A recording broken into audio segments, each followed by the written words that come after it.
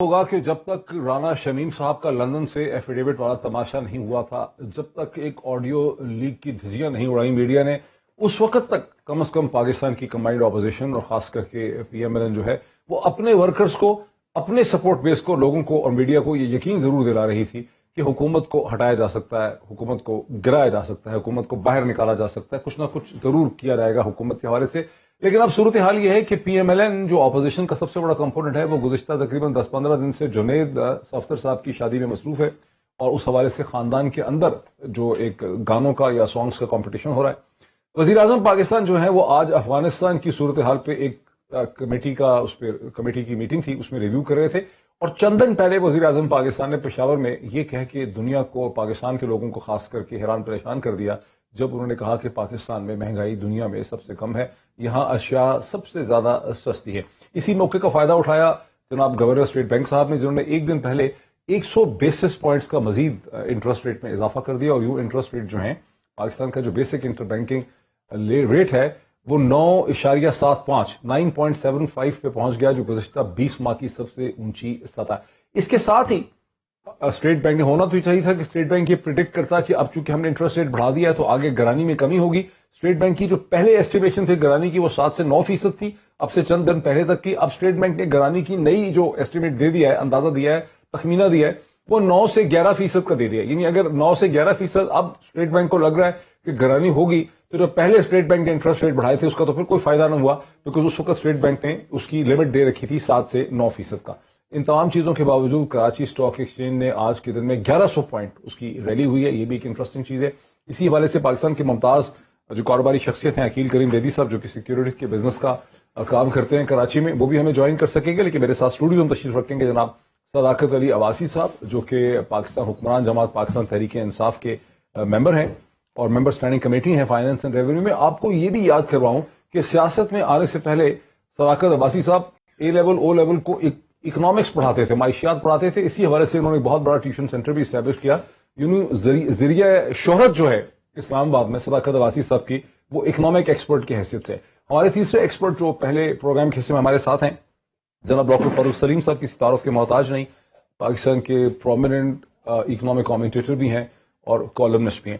So very warm welcome to all my guest. اگر میں اس کا ڈسکشن کا آغاز کر سکوں، عقیل کریم بیدی صاحب، کیا یہ صورتحال ہے کہ اسٹیٹ بینک آف پاکستان ہمیں چند دن پہلے تک یہ کہا کہ گرانی جو ہے وہ 7 سے 9% رہے گی، اب اسٹیٹ بینک نے انٹرسٹ ریٹ بڑھا دیا، مزید 9.75 کر دیا ہے، لیکن ساتھ ہی ہمیں یہ خبر بھی سنائی ہے کہ گرانی جو ہے، جو انفلیشن ہے، وہ اب 9 سے 11% کے درمیان رہے گی۔ اور وزیر اعظم پاکستان، جن کے آپ بہت بڑے معتقد ہیں، وہ فرما رہے تھے 3-4 دن پہلے کہ پاکستان دنیا میں سب سے سستا ملک ہے۔ پشاور میں کہا انہوں نے۔ دیکھیں، جو آپ بات کر رہے ہیں اس کا میں صرف ایک چیز آپ کو بتا دوں کہ پاکستان نے جو آئی ایم ایف سے نیگوشیشن کی تھی، وہاں یہ میں مانتا ہوں کہ ان سے تھوڑی غلطی تھی، اور اس کے بعد اس غلطی کی وجہ سے آپ کا جو انٹرسٹ ریٹ بڑھا تھا 1.5%، لیکن سیکنڈ جو غلطی ہم سے ہوئی تھی کہ ہم نے ٹی بل کے ریٹ کافی بڑھا دیے 11%، اور میں اس پہ 11% نہیں 11.5 کے بعد آپ یہ دیکھیں گے کہ پالیسی ریٹ 1% بڑھا ہے، اور آج ٹی بل آکشن ہوا ہے اور وہ ریٹ کم ہوا ہے، بڑھا نہیں ہے۔ اچھا، یہ چیز انڈیکیٹ کرتی ہے کہ سچویشن اب بہتری کی طرف چلی گئی۔ اچھا جی، ورنہ آج اگر کل پالیسی ریٹ 1% بڑھا ہے اور آج ٹی بل کے ریٹ نیچے آئے، تو یہ چیز انڈیکیٹ کرتی ہے، دیکھیں ٹی بل جو ہے نا سب سے بڑا انسٹرومنٹ ہے، اچھا، اور یہ ٹی بل کے ریٹ بڑھنے سے 2100 پوائنٹ مارکیٹ گری بھی تھی۔ آج جو مارکیٹ بڑھی ہے کیونکہ آج ٹی بل آپشن کے ریٹ نیچے آئے، اور یہ کسی کو سب کو اندازہ تھا، کیونکہ عقیل بھائی میں اپنے سننے والوں کو آسان زبان میں یہ بتا دوں کہ ٹی بل جس کا عقیل کریم بیدی صاحب ذکر کر رہے ہیں، یہ ٹریجری بل ہے جو حکومت کا اپنا کاغذ ہوتا ہے، حکومت ٹریجری بل کو بیچتی ہے، اس کے ذریعے پیسہ اور مالیہ ریز کرتی ہے، اور اس کو بزنس کاروبار مختلف انسٹیٹیوشنز جو ہیں اس کو مارکیٹ سے خریدتے ہیں، اور اس کے اوپر جب حکومت زیادہ اس کو شرح سود کے اوپر بیچ سکتی ہے، اس کا مطلب ہے کہ مارکیٹ یہ ایکسپیکٹ کرتی ہے کہ گرانی میں انفلیشن میں اضافہ ہوگا۔ عقیل کریم بیدی صاحب، لیکن کیا ہم یہ کہہ سکتے ہیں، کچھ لوگوں نے اب یہ کہنا شروع کر دیا ہے کہ گورنر اسٹیٹ بینک جو ہیں وہ ایک کیوریٹیشن ہیں، وہ جس طرح اسکول کالج سے ایک بچہ نکلتا ہے اور پھر سرکاری مختلف محکموں میں کام کرتا ہے، گورنر اسٹیٹ بینک جو ہیں رضا باقر صاحب، انہوں نے چونکہ خود کبھی کوئی بزنس وغیرہ رن کیا نہیں ہے، انہوں نے اپنے گھر کا کچن تو چلایا ہی نہیں ہے، وہ تو سیدھا نکلے یونیورسٹی سے تو وہ چلے گئے آئی ایم ایف کے اندر، اس لیے وہ تھیوریٹیکل فیصلے کرتے ہیں، یہ تھیوری کے فیصلے کرتے ہیں ڈیسک ٹاپ پہ بیٹھ کے اپنے ٹیبل کے اندر بیٹھ کے۔ ایک بات بتا دوں کہ آج جو ہوا ہے اور کل جو مانیٹری پالیسی ہے اور آج فائنانس منسٹری نے، میں سمجھتا ہوں ان دونوں نے مل کے اچھا پرفارم کیا ہے۔ کل گورنر اسٹیٹ بینک نے پالیسی ریٹ بڑھانے کے ساتھ ساتھ دو چیزیں بتائی تھی کہ ایک تو یہ کہ فردر انٹرسٹ ریٹ بڑھتا ہوا انہیں نہیں دکھ رہا، دوسرا بیان ان کا جو پالیسی بیان تھا وہ یہ تھا کہ بینکوں نے کچھ جستی کی تھی اور ہم ان کو منمانی نہیں کرنے دیں گے، کیونکہ سینٹرل بینک کے پاس بہت سارے ایسے ڈیسیزن ہیں، وہ چاہتے تو یہ مارکیٹ سے آپ سیکیورٹی اٹھا سکتے ہیں، جس کی وجہ سے بینک کو پرابلم آ سکتی ہے، کیونکہ بینک کے پاس سرپلس پیسہ پڑا ہوا ہے، لینڈنگ پرائیویٹ ہو نہیں رہی، تو یہ تو زیادہ تر Pakistan bank government of Pakistan کو لینڈ کرتا ہے، 26,400 بلین کا ہمارے اوپر قرضہ ہے، 1% انٹرسٹ ریٹ بڑھتا ہے تو 260 ارب روپے کا امپیکٹ آتا ہے سال کا۔ ٹھیک ہے، لیکن بہت سارے ایسے ایکسپرٹ بیچ میں آ جاتے ہیں، بولتے ہیں میرے ساتھ رہیں ذرا عقیل بھائی، عقیل کریم صاحب میرے ساتھ ہیں۔ صداقت عباسی صاحب، جب نیب کی بات ہوتی ہے آپ لوگ کہتے ہیں نیب ہمارے کنٹرول بھی، نیب آزاد ہے، اب اگر ہم اسٹیٹ بینک کی بات کریں گے آپ کہیں گے ہمارا کیا تعلق ہے، گورنر اسٹیٹ بینک آزاد ہے، ٹھیک ہے۔ یہ گورنر اسٹیٹ بینک جو فیصلے کر رہا ہے جس سے کہ لوگوں کی زندگی مشکل سے مشکل، آپ اکنامکس بھی پڑھاتے رہے، آپ کو یہ لگتا ہے کہ گورنر اسٹیٹ بینک کے فیصلے صحیح ہے ویسے؟ دیکھیں بہت شکریہ سیاستدان سے ہٹ کے آپ سوچیں، as an economic teacher and tutor سوچیں کہ گورنر اسٹیٹ بینک جو فیصلے کر رہے ہیں کبھی کچھ نہیں دیکھیں، ایز اے ٹیوٹر میری ذمہ داری صرف 100-200 بچوں کو پڑھانے کی ہے، ایز اے پالیٹیشین میں 8.5 لاکھ لوگوں کا نمائندہ ہوں، اور اس وقت گورنمنٹ جس نے 2.25 کروڑ ووٹ لیا اور 22 لاکھ لوگوں کی ریپرزینٹ کر رہا ہوں گورنمنٹ کو، بہت سی ذمہ داریاں آپ کی، میں وہ ذمہ داری کی بات کر رہا ہوں۔ اور ڈاکٹر فاروق سلیم صاحب سن رہے ہیں جو بھی آپ بات کریں گے ذمہ داری، آپ نے جو تعارف میرا کرایا تھا نا، doctor Farooq Saleem was one of my beneficiaries, ان کے بچے بھی مجھ سے پڑھیں، ان کے بچوں بس ابھی ڈاکٹر فاروق سلیم صاحب کا بھی اوپینین لے لیتے ہیں، سوچ سمجھ کے بات کریں، ان کا میرا لحاظ ان پہ سوچ سمجھ کے بتائیں، ہمیں جواب دیں، یہ گورنر اسٹیٹ بینک کے فیصلے کس قسم کے؟ دیکھیں میں یہ سمجھتا ہوں کہ ہر جب اکانومی کا کوئی فیصلہ تو اس کے دو چیزیں ہوتی ہیں، ایک اس کا ٹارگٹ ہوتا ہے اور ایک اس کا کانسیکوینس ہوتا ہے، ایک اس کا چیز ٹھیک کرنی ہوتی ہے اور اس کی خراب کرنی ہوتی ہے۔ انٹرسٹ ریٹ گرائیں گے تو گروتھ بڑھے گی اور مہنگائی آ جائے گی، مہنگائی کو روکنے کے لیے اور آپ کی اس وقت جو آپ کا جو خاص کر کرنسی کا جو ڈیپریسیشن ہے اس کو روکنے کے لیے انٹرسٹ ریٹ بڑھایا جاتا ہے۔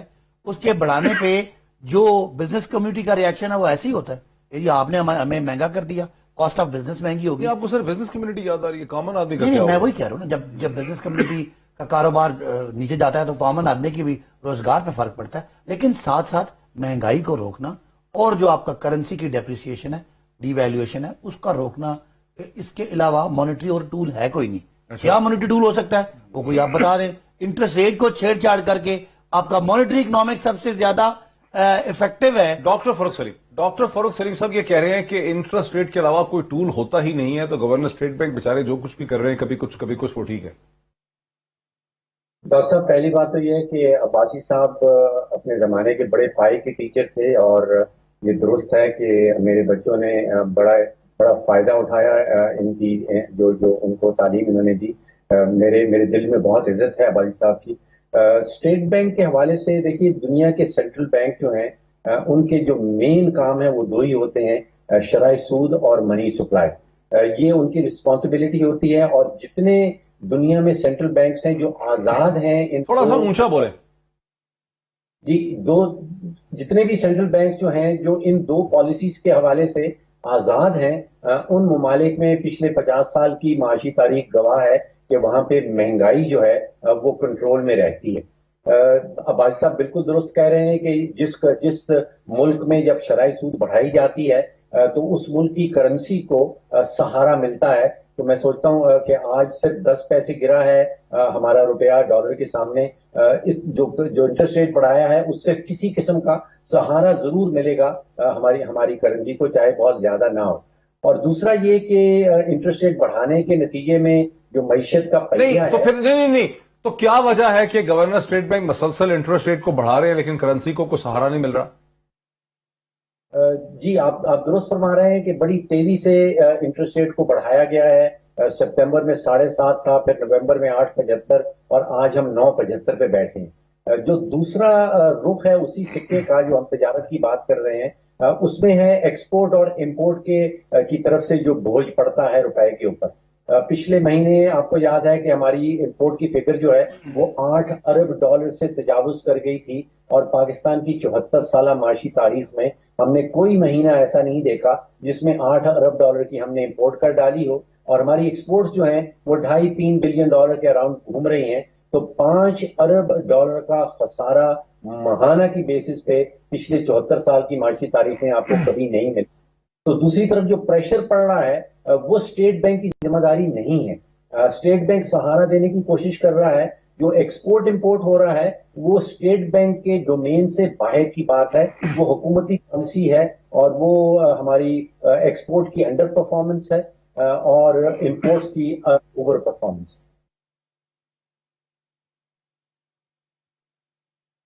عقیل کریم زیدی صاحب, گورنر اسٹیٹ بینک کو بہت افیکٹولی ڈیفینڈ کر لیا جناب ڈاکٹر فاروق سلیم صاحب نے. اب آپ بتائیں ہمیں کہ وزیر اعظم پاکستان یہ فرماتے ہیں کہ پاکستان دنیا کا ابھی بھی سب سے ایسا ملک ہے جہاں چیزیں سب سے سستی ہیں. یہ انہوں نے 9 تاریخ کو پشاور میں فرمایا. دیکھیں, پاکستان میں چیزوں کو ہم کیسے مہنگا کہہ سکتے ہیں کہ یہاں ابھی بھی لوگ اپنا گھر چلا سکتے ہیں 25,000 روپے میں. 25,000 روپے پہ اگر گھر چلتا ہے تو یہ مہنگائی تو نہیں. مہنگائی ہے ہی نہیں. کہہ رہا ہوں کہ جو مہنگائی جو ہوئی ہے وہ تو پوری دنیا کا سبجیکٹ ہے نا, یہ صرف پاکستان کا سبجیکٹ نہیں ہے کہ ہم صرف پاکستان کو بلیم دیں. اب دنیا کا کون سا ملک ہے آپ اٹھا کے دیکھ لیں, اگر وہ انفلیشن نہیں ہے تو آپ بتائیں. ترکی میں 47% انفلیشن ہے. تو اس طرح بہت سارے ملک ہیں جو پاکستان سے بہت زیادہ انفلیشن ہے. لیکن میں آپ کو یہ کہتا ہوں کہ انفلیشن جب آتا ہے تو اس کو مینیج کرنا پڑتا ہے. ہماری گروتھ لاسٹ ایئر آئی تھی جو کہ لوگ مان نہیں رہے تھے, اور جب بھی گروتھ آئے گی آپ ایک بات ذہن میں رکھنا, انفلیشن آئے گا. یہ پاسبل نہیں ہے. اچھا یہ مجھے بتائیں کہ جو انٹرسٹ ریٹ 9.75 پہ چلا گیا ہے, 9.75 پہ چلا گیا ہے, یہ انٹرسٹ ریٹ کہاں جا کے کھڑا ہوگا, میکسیمم کہاں تک جا سکتا ہے؟ مجھے نہیں لگتا کہ اب یہاں سے انٹرسٹ ریٹ بڑھانے کی ضرورت ہے. میں نے کہا نا کہ آج جو ٹریزری بلز کا جو آپشن ہے اور پی آئی بی کا آپشن یہ انڈیکیٹ کر رہا ہے کہ اب انٹرسٹ ریٹ ڈکلائن کی طرف جائے گا. انفلیشن کے نمبر نیچے آئیں گے, اب اوپر نہیں آئیں گے نمبر. اور میں یہ سمجھتا ہوں کہ اسٹیٹ بینک نے شروع میں بھی انٹرسٹ ریٹ بڑھائے تھے, اور بعد میں جب انفلیشن کے نمبر جیسے ہی نیچے آئے تو انہوں نے انٹرسٹ ریٹ کو نیچے کیا. تو میں یہ نہیں سمجھتا ہوں کہ اب جو سچویشن ہے, میں سمجھتا ہوں کافی بہتر سچویشن ہے. اگر آپ پچھلے ہفتے سے آج اپنے آپ کو کمپیئر کریں تو ہم بہتر کنڈیشن میں آ گئے ہیں. اور یہ لیکن عقیل کریم زیدی صاحب, اس وقت تو آئی ایم ایف کا پروگرام سسپینڈ ہوا تھا تو گورنر نے ہمت کی اور انٹرسٹ ریٹ لے کے آئے تھے 7% پہ. دیکھیں, میں آپ کو بولتا ہوں نا کہ آئی ایم ایف پروگرام بھی ہمیں ہرٹ کرتا ہے. ہمیں جب پیسے لینے پڑتے ہیں وہ وہاں جاتے ہیں, وہاں ہمیں سختی فیس کرنی پڑتی ہے. ہم کوئی ڈسپلن قوم تو نہیں ہے نا, ہمیں بھی تو ڈسپلن ہونا پڑے گا نا. ہم ہر چیز گورنمنٹ پہ تو نہیں کھوپ سکتے. اس ملک میں جو ایکسپینڈنگ ہوتی ہے بڑے سے بڑے ملکوں میں نہیں ہوتی ہے. اس ملک میں جو گاڑیوں لوگ منگواتے ہیں یہ تو بڑے بڑے ملکوں میں نہیں دیکھی جاتی. فاروق سلیم صاحب, اس سے پہلے کہ میں صداقت صاحب کی طرف جاؤں, فاروق سلیم صاحب, یہ جو عقیل کریم زیدی صاحب نے فرمایا کہ مہنگائی ہے ہی نہیں, یہ 25,000 میں گھر چل سکتا ہے, باقی ساری دنیا میں بہت مہنگائی ہے, ترکی میں 47% ہے, امریکہ میں پتہ نہیں کتنی, اس پہ آپ کا کیا ہے ری ایکشن؟ دیکھیے, مہنگائی جانچنے کا جو طریقہ کار ہے وہ 3 طریقہ کار استعمال ہوتے ہیں. ایک تو آپ دیکھ سکتے ہیں کہ آپ کے ریجن میں آپ کے جو ارد گرد آپ کے ہمسائے ممالک ہیں وہاں پہ کیا حال ہے. میں نے چیک کیا ہے کہ جو سارک کنٹریز ہیں, 7 ممالک ہیں ان کے اندر, وہاں پہ سب سے کم جو شرح انفلیشن ہے, انفلیشن مہنگائی کی شرح, وہ مالڈیوز میں ہے, وہ 2.2 ہے. نیپال میں 4.2 ہے, انڈیا میں 4.3 ہے, بنگلہ دیش میں 5.4 ہے, اور پاکستان میں 11.5% نومبر میں ہم نے جو انفلیشن ریٹ ہے وہ دیکھا ہے. تو یعنی ہندوستان میں 4% ہے شرح مہنگائی. جی, پاکستان جو ہے وہ سارک کنٹریز کے امنگ بلند ترین ہے. اسی طرح اگر ہم دیکھیں کہ جو دنیا میں کچھ ہفتے پہلے اکانومسٹ میں لسٹ چھپی تھی, اس میں دنیا میں پاکستان جو ہے وہ 4تھے نمبر پہ آ رہا ہے. جیسے ابھی عبد الکریم زیدی صاحب نے فرمایا, ترکی میں ہمارے سے زیادہ ہے, ارجنٹینا میں ہمارے سے زیادہ ہے, اور برازیل میں ہم سے زیادہ ہے. پاکستان 4تھے نمبر پہ آ رہا ہے پورے دنیا بھر میں. تیسرا طریقہ جو ہے مہنگائی کے ناپنے کا وہ ہے کہ پاکستان کے اندر پہلے 70 سال یا 74 سال کیا معاشی تاریخ رہی ہمیں بتاتی ہے. آپ کو 3 سال کا کوئی دورانیہ پچھلے 74 سال میں ایسا نہیں ملے گا جس میں چینی کی قیمت 100%. ذرا رکیں میرے ساتھ، ذرا رکیں. صداقت بھائی صاحب، وہ تو عقیل کریم دری صاحب نے لگتا ہے بڑی مہربانی کی آپ کی حکومت پہ، انہوں نے وہ 2 ملک بتا دیے ترکی وغیرہ جو پاکستان سے اوپر تھے، پاکستان چوتھے نمبر پہ. کہیں ایسا تو نہیں ہے کہ آپ کی حکومت بے حس ہو گئی ہے، چونکہ اب آپ کو اندازہ ہو گیا کہ اپوزیشن آپ کو ڈسلوج کر نہیں سکتی یا کرنا نہیں چاہتی، وہ شادیوں وغیرہ میں بیاہ میں بزی ہیں کچھ 15 دن سے، تو آپ لوگ پیچھے سے یہ اسٹیٹمنٹ دیتے پھر رہے ہیں وزیر اعظم کے پاکستان میں بڑی چیزیں سستی ہیں، یہاں مہنگائی کوئی نہیں ہے. عقیل کریم دری بھی مہربانی کر رہے ہیں آپ کی حکومت پہ، کہہ رہے ہیں مہنگائی زیادہ نہیں ہے. بے حسی کا شکار ہو گیا. 2 باتیں ہیں، ایک کنفیوژن ہے بہت بڑی. کیا؟ جب آپ لوگ مہنگائی کی بات کرتے ہیں، آپ کو شرح مہنگائی کی بات کرتے ہیں جو مختلف ملکوں میں ہے اور اس کا پاکستان سے کمپیئر کرتے ہیں، اور جو لوگ کہتے ہیں پاکستان آج بھی سستا ہے، وہ شرح مہنگائی کی بات نہیں کرتے. میں آپ کو مثال دیتا ہوں. ایک چیز ہے 10 روپے کی ملتی ہے پاکستان میں، ایک چیز وہی چیز کسی اور ملک میں 40. پیٹرول ہندوستان میں ذرا پہلے مثال دے دوں. ایک چیز پانی کی بوتل ہے یہاں 10 روپے کی ملتی ہے اور وہ امریکہ میں 40 روپے کی ملتی ہے. اگر یہ 10 سے 12 کی ہو گئی ہے نا، 30-35 روپے میں ویسے کہہ رہا ہوں 10 سے 12 کی ہو گئی ہے نا، اس کپ کی بات کر لیں، خالی کپ 10 سے 12 کی ہوئی ہے، کتنے فیصد ہے؟ یہ 20% مہنگائی ہے. اور اگر وہ 40 سے 42 ہوا ہے نا تو وہ 5% مہنگائی ہے. آپ یہ سمجھیں، وہ 5% مہنگائی ہے. میتھس اچھا آپ کا. میں آپ بتا رہا ہوں نا. اب ہم وہ کہہ رہے ہیں کہ ان کی مہنگائی، ان کی چیز 40 سے 42 روپے کی ہوئی ہے اور ان کی تو مہنگائی 5% ہے. ہماری ڈبل روٹی جو ہے وہ 10 روپے سے 12 کی ہوئی ہے، ہماری تو 20% مہنگائی ہے. دونوں باتیں لوگ ٹھیک ہے. پاکستان کی اکثریتی چیزیں، اس کا مطلب یہ ہے کہ اس سے پیچھے کی جو حکومتیں تھیں وہ آپ کو چیزیں یہی کہہ سکتے ہیں کہ پچھلے 50 سال میں جو چیزیں یہاں دنیا سے سستی رہی ہیں، اگر ڈبل روٹی 10 روپے سے 12 کی ہوئی ہے، اس پہ آپ سیاسی پوائنٹ نکالے. میں آپ کو ٹیکنیکل جو بات پا رہا ہوں، دونوں لوگ ٹھیک آپ نے یہی بتایا نا کہ اگر چیزیں یہاں 10 روپے سے 12 کی ہوئی ہے تو مہنگائی کا شور بڑھ گیا، پرسنٹیج بڑی آئی ہوگی. ادھر 40 سے 41 روپے کی ہوئی ہے یا 40 سے 44 کی ہوئی ہے، تو وزیر اعظم آدھی مہنگائی ہے. تو وزیر اعظم کریڈٹ لے رہے ہیں کہ تاریخی اعتبار سے پاکستان میں چیزیں سستی نہیں، تھیں. وزیر اعظم آج بھی کہہ رہے ہیں پوری دنیا میں مہنگائی ہے، لیکن آج بھی پاکستانی دنیا کے مقابلے میں چیزیں سستی خرید رہا ہے. اگر آپ نے اس کا کمپیرزن کرنا ہے، میں ڈاکٹر اپنا فاروق صاحب کو بھی کہتا ہوں کہ آپ ایک سروے ابھی چل رہا ہے، باقی ساری دنیا میں مہنگا ترین ملک اس وقت کون ہے؟ کا 3,500 ایک بندے کے پاس $100 ہے نا، وہ $100 میں سب سے زیادہ انکمفرٹیبل کہاں پہ ہے، سب سے زیادہ تکلیف کہاں پہ ہے؟ اس کو اسرائیل میں ہے. اور پاکستان میں اس $100 سے اس کو وہ 168 نمبر پہ مہنگا ہے پاکستان. اگر آپ کی جیب میں $100 ہے، آپ پاکستان میں مہنگائی کے لحاظ سے، چیزیں خریدنے کے لحاظ سے 167 میں. اس کا مطلب ہے کہ 200 ملکوں میں آپ بہت کمفرٹیبل ہیں. یہ وہ بات مزید بات کرتے ہیں. ڈاکٹر فاروق سلیم صاحب میرے ساتھ ہیں، عقیل کریم دری صاحب کا بہت شکریہ، وہ پہلے حصے میں ہمارے ساتھ تھے. جناب صداقت آفسی صاحب بھی ہمارے ساتھ ہیں. میں تھوڑا سا اتنا عرض کر دوں جانے سے پہلے بتا دوں آپ کو ناظرین کہ امریکہ میں میرا خیال ہے $51,000 یا $55,000 پر کیپٹل انکم ہے. بھارت میں $3,500 ہے. چین میں $9,000 یا $10,000 پر کیپٹل انکم ہے. پاکستان میں $1,400-1500 پر کیپٹل انکم ہے 22 کروڑ کے ملک کی. تو یہ بھی ایک فیکٹ